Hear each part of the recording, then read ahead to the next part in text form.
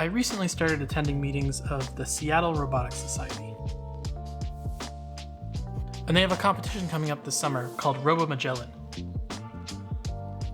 And this competition involves autonomous navigation for a mobile robot, so it's right up my alley.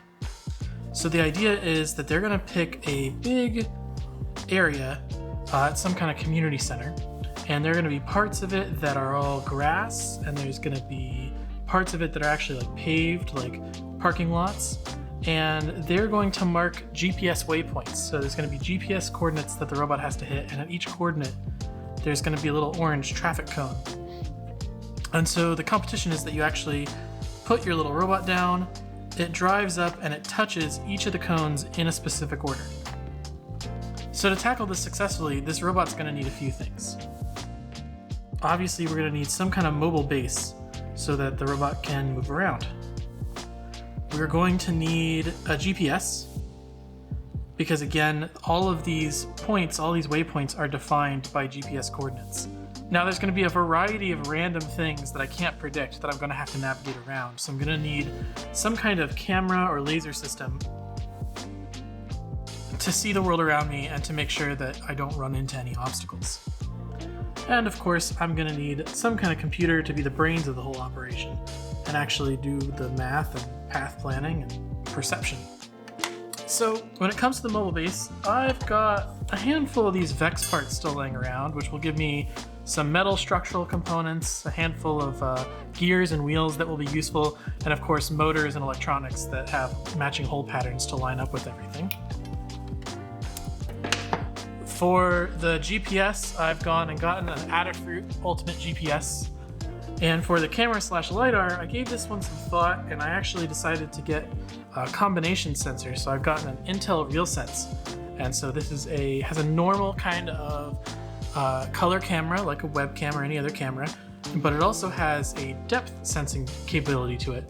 So it not only can tell the colors of things, but it can tell how far away they are from the robot. So that's going to come in real handy. And I think to start, I'm just going to use my laptop as the computer, so I don't have to worry about power management or putting in a screen or a keyboard or anything like that. You know, the laptop's got it all wrapped up in the one package. So for the general design, I'm thinking that it's going to be a differential drive robot, so it'll probably have 2 drive wheels with a platform in between them. And on that platform, I will set up my laptop.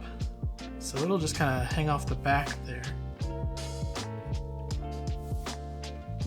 Keyboard and everything up there. I'll have some kind of caster wheel in the back, so it's an extra wheel that spins around freely. And then I'm gonna need a place to put the sensors, so I'll put some kind of mast off the front. And I can put the GPS up here, and the camera can be here. And that way the camera can see out in front and the GPS is nice and high to get the best signal possible. This will leave me plenty of room in here for all of the auxiliary electronics. That's the plan, so I'm gonna go take a stab at it and see how far I can get.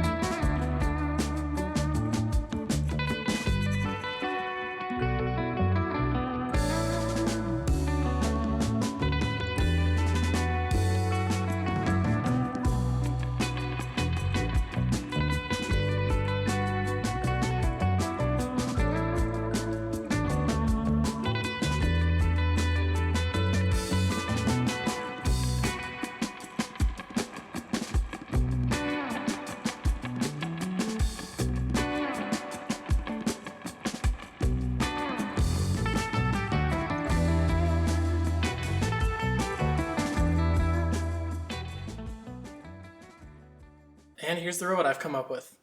I pretty much just followed the design I laid out. So it's got a large square chassis with plenty of room to hold the laptop. It's got a differential drive system, so there's 2 drive wheels. Each of these wheels is powered by a motor, and then in the back, underneath, there is a swiveling caster. So this is just a free spinning wheel to keep the back off the ground and help it keep rolling. I've got a mast going up on the front that holds the GPS antenna and the RealSense depth camera. Now the antenna alone is not enough to actually get GPS signals. It also needs a little bit of extra electronics. And from Adafruit, that just comes as a raw PCB, so I've made this little 3D printed and Lexan enclosure. The Lexan on the top lets me still see the status LED, so I know whether the GPS sensor thinks it has a connection and whether it's powered on and things like that. Next over from the GPS box is the actual battery. So I've got some 3D printed hooks down here that let me just slide the battery into this empty space between the motors. Next to that is just a little platform for the VEX motor controllers to sit. And then next to that is an Arduino with a custom VEX controller shield. This is a shield that I made several years ago, and it just does the pin rerouting so that I can plug these servo-style VEX cables directly into the Arduino and not have like a breadboard with a bunch of jumper wires going around. Now, while I'm doing all the testing and debugging on this, I'm going to want to be able to drive it around manually, so I've connected the wireless adapter for an Xbox 360 controller, so I can actually remote pilot this around with this little Xbox controller. Of course, in the actual competition, it'll have to drive itself autonomously. In the next couple of videos for this project, I'll walk you through the software I had to write to get this robot connected to ROS. I'll revise this board. There's a couple of things I want to change. It's been a few years since I designed this board, and there's some stuff that I can make better about it. And we'll start actually diving into the autonomy software. How do we recognize obstacles around us? How do we path plan to the different waypoints for this competition and get this robot doing what it's actually supposed to do?